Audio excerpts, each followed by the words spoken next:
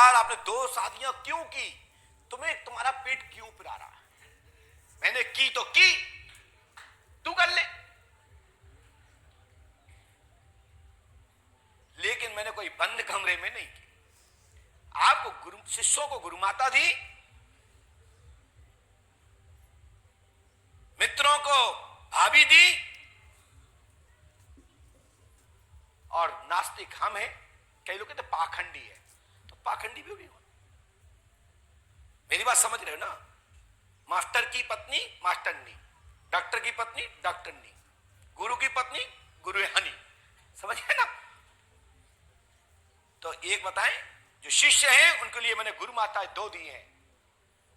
बड़े बड़े आश्रमों में जो कुल चले हैं, आज भी सभी लोग बोलते हैं बताइए आपका गुरु गोत्र क्या है, आपका गोत्र क्या है? तो आप कहते हैं वशिष्ठ।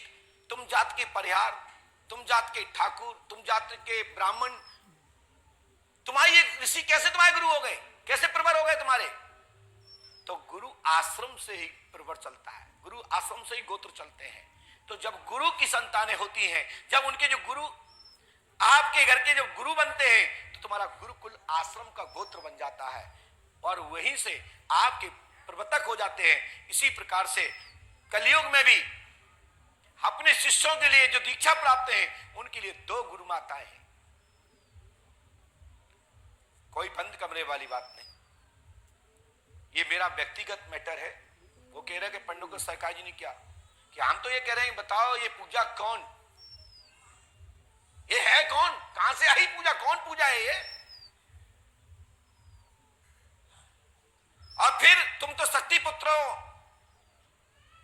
लेकिन मैं तो नहीं कहूंगा तुम्हें क्या क्यों नहीं हुआ, मैं नहीं कह सकता, मैं अपनी जीभ खराब नहीं करूंगा, लेकिन पूछूंगा पूजा कौन।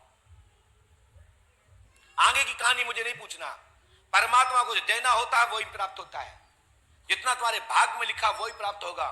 ना राई घटे ना राई बढ़े। परमात्मा देता उतना ही है जितनी तुम्हारी समर्थ सामान्य की होती है, वही तुम्हारी झोरी में मिलता है, वही तुम्हारे आंगन में प्राप्त होता है। इसलिए अपनी वाणी को समाप्त और चलते